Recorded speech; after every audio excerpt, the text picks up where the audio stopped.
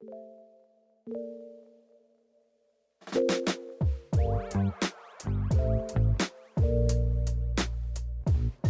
morning, everybody. Welcome to another episode of Find Your Model Health, the official podcast for those looking to optimize their long-term health and weight goals and understand how their body really works.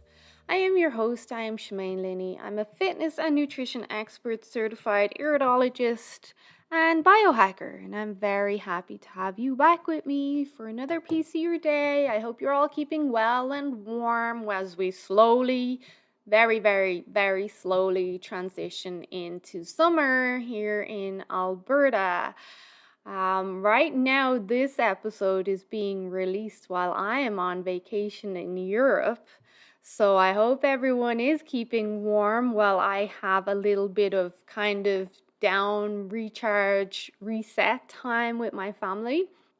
So in this episode, we're going on from kind of what we've looked at already in understanding migraine. And I will have a migraine professional on at the end of the month, so keep an eye out for that. That should be a great interview covering hopefully some of the areas around headache and migraine that I'll have missed. But in this episode, we're looking at headaches. So all connected, of course, but before I go on, I must remind you that the information in these podcast episodes is for informational purposes only and should not be taken as medical advice. Please consult your health practitioner before making any lifestyle changes. Okay, let's look at headaches. Migraine, as we looked at already, is a form of headache. What I actually did post maybe a week or two ago, just on my personal page, saying, because I do these did you know posts every once in a while to just kind of drop little kind of educational knowledge bombs onto my followers on my personal page. Maybe don't follow my business or my business stuff, but anyway, I basically said, did you know there's more than 150 types of headaches? Which there is. Which can you imagine experiencing all of those? Oh, so most people think, oh, there's maybe 4 or 5 types of headaches, like your tension headache, your cluster headache, your migraine headache, and maybe dehydration headaches. But there is a lot. So let's go into this a little bit. So headaches are very common, as we know. Most people will experience a headache many times during their lives. Like you listening, you've at least experienced 1 or 2 headaches. The main symptom of a headache is kind of a pain in your head or your face. Like depending on the headache, it's generally a dull, kind of lagging kind of feeling in and around your brain would be the easiest way I'd put it. So there's many types of headaches. But tension headaches and, in my opinion, dehydration headaches are the most common. So while most headaches aren't dangerous, certain types can be a sign of another underlying condition. So a headache is that kind of dull pain in your head or face or around your brain. It's often described as kind of, some people will describe it like as dull or lagging, or just that kind of inflammation or throbbing, constant, even in some cases is sharp pain depending on the headache, but it's more that constant. It'll last for quite a while until maybe you hydrate or you sleep or you maybe take a painkiller, maybe hopefully not take a painkiller. So headaches can differ greatly in regard to pain type, obviously, and in depending on the person. Their severity can differ, the location, and then the frequency, all reflective of the individual, of course. Headaches are very common. They're the most common form of pain and are a major reason that's cited for missed days at work or school, believe it or not, as well as visits to healthcare providers. Like headaches right up there on our reasons why we take a day off life, really. So most headaches, again, aren't dangerous, but some can be a sign that there is an underlying condition there that maybe needs to to be looked at, and hopefully your health practitioner will pick up on that. Hey, I feel like something else is happening here. So there's more than 150 types of headaches. They fall into two main categories: primary and secondary headaches. So primary headaches is that dysfunction or overactivity of the pain sensitive receptors and features in your head that would cause those primary headaches. So they're not a symptom of or caused by an underlying medical condition per se, but some people may have genes that make them more likely to develop primary headaches. So these types of headaches generally don't have an underlying condition, but you may have genetic expression that makes you more prone to primary headaches. And types of primary headaches would be like your tension headaches, migraine headaches, cluster headaches, and then there's another one called new daily persistent headaches, which is NDPH, which is most people I don't think will have heard of these, but they're rare. That happens. Usually they're very unpredictable, and there's no real known reasons why someone might experience this type of headache. It just won't stop, and it doesn't get better with common treatments. For some people, the headache can last literally years non-stop and never go away. There are treatment options available for this type of headache, which again is a new daily persistent headache. But they're not really that successful, which means we need to be looking at alternatives here. So this is a type of primary headache, and again, I don't think many people are aware of this, and I do speak to people that seem to have ongoing headaches. So primary headaches, some of the primary headaches can be triggered by lifestyle factors or variables like alcohol, certain foods containing nitrates, even caffeine in some people. Consuming nicotine can cause like what's called a nicotine headache, poor sleep, lack of sleep, inflammation, poor posture, dehydration, over exercise, which would actually, it has its own name, exertion headaches, which is overtraining or too much physical activity.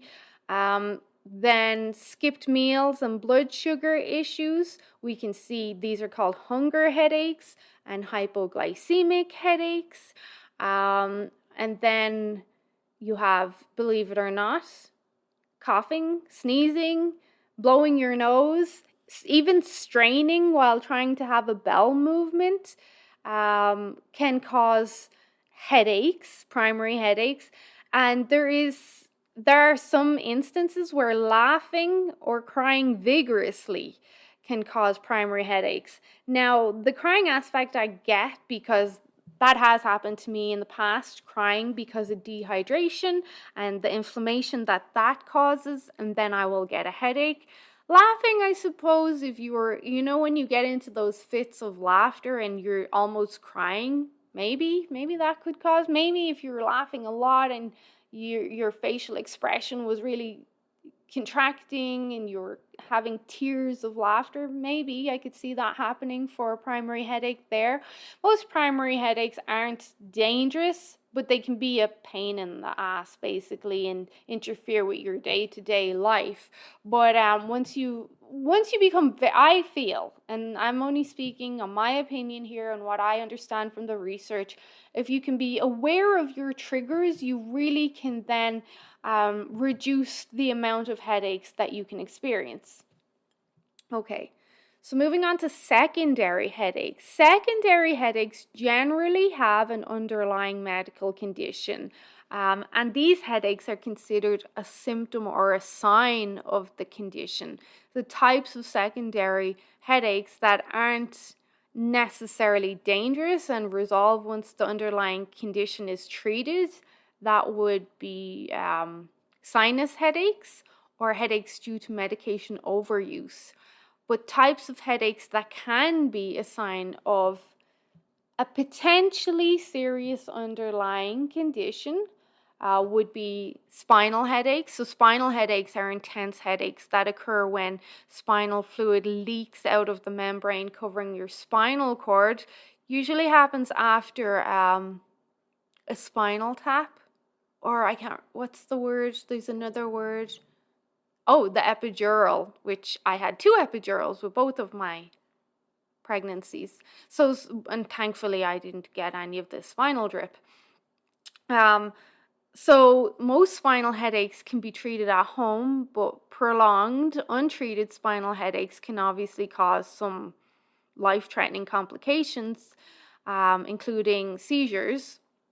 And then another type of potentially life-threatening headaches is called the thunderclap headaches. Now, this rings a bell to me, so I must have had a conversation with someone about this recently. A thunderclap headache is an extremely painful headache that comes on suddenly, like a clap of thunder. This type of headache reaches its most intense pain within 1 minute and lasts at least 5 minutes. While thunderclap headaches can sometimes be harmless, it's important to seek medical attention.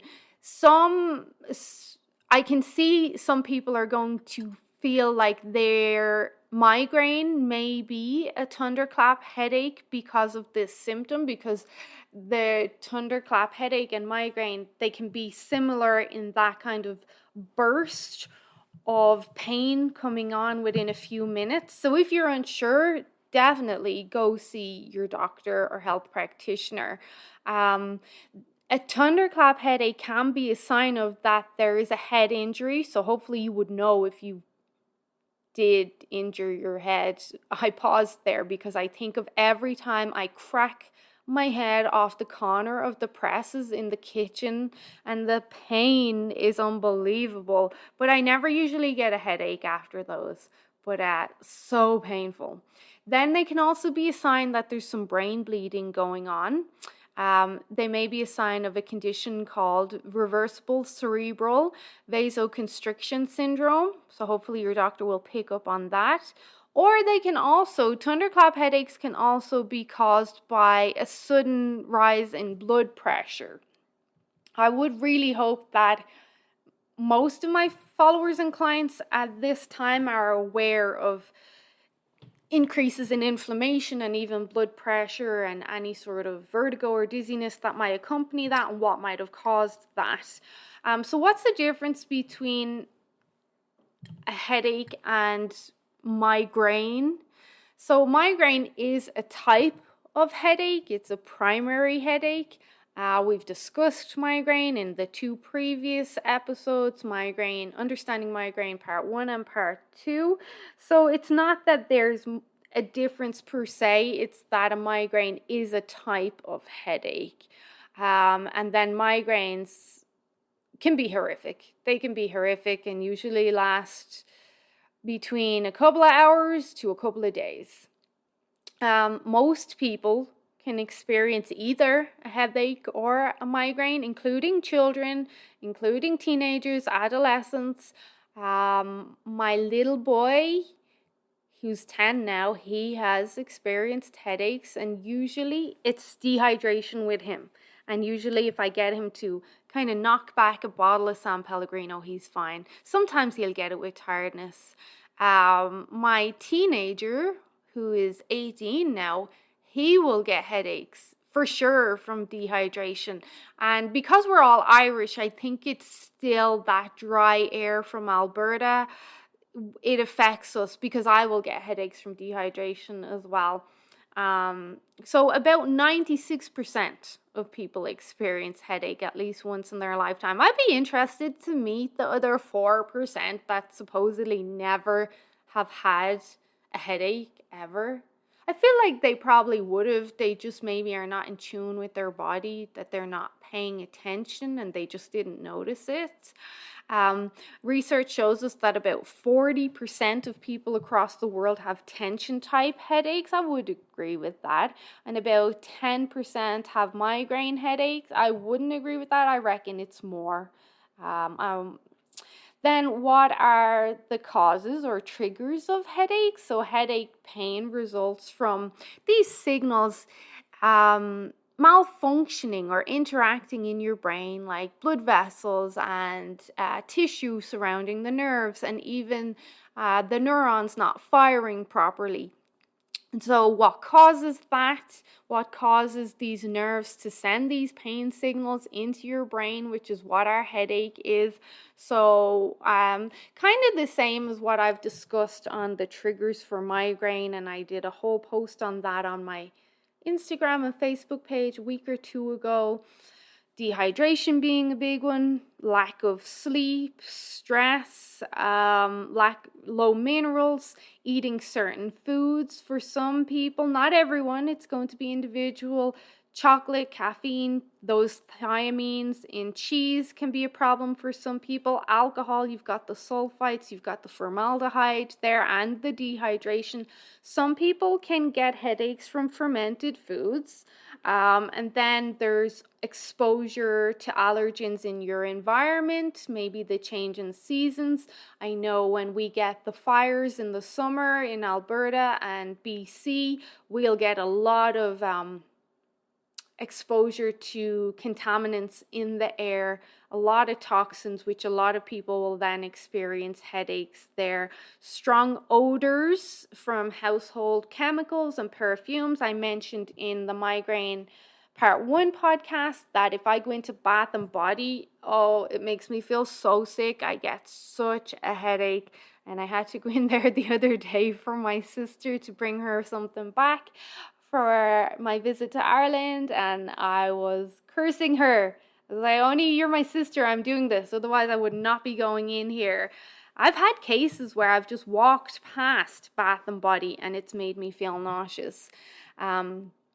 So if you experience any of the next symptoms, which I'm going to list, that could potentially be associated with neurological issues. So if you experience any of these symptoms along with your headache, you should go seek medical care immediately.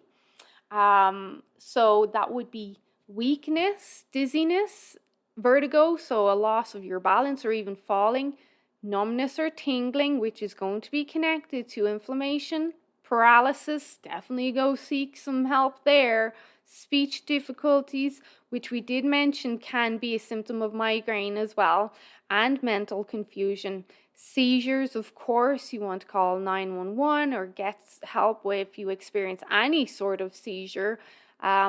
Personality changes and inappropriate behavior. I recommend you speak to someone if you've noticed these changes in yourself. There could be an issue there with a neurological disorder like bipolar or something. Vision changes, blurry vision, double vision, blind spots. That could be connected to migraine, but do speak to your doctor, and obviously don't drive or operate heavy machinery while experiencing those. Now, if you also have a child or an elderly, someone over the age of 55 that experiences a sudden or severe headache, or a headache with a fever or shortness of breath or stiff neck or a rash, then you want to seek medical care ASAP. Also, I think most people know this, if you experience a headache straight after a head injury or an accident, you want to get in touch with 911 or your family doctor or some sort of medical help there. But I think most people know that. But so some of the ways that we can help with headaches, I'm going to say it, sleep is number one. Prioritize your sleep. So sleep is going to be a huge factor in keeping inflammation down and helping your body remove toxins and be more resilient with toxins.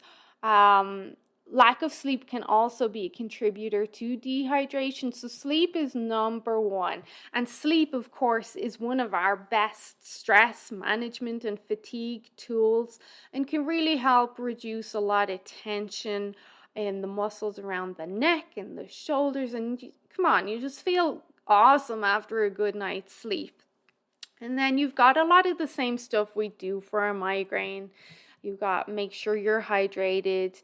If you do take anti-inflammatory supplements like vitamin D, like krill oil, like magnesium, vitamin C, even vitamin A, like if you do take these, stay on top of them, because people can kind of get lackadaisy with their supplements and they can skip a couple of days, or I forgot earlier, I forgot this, whatever.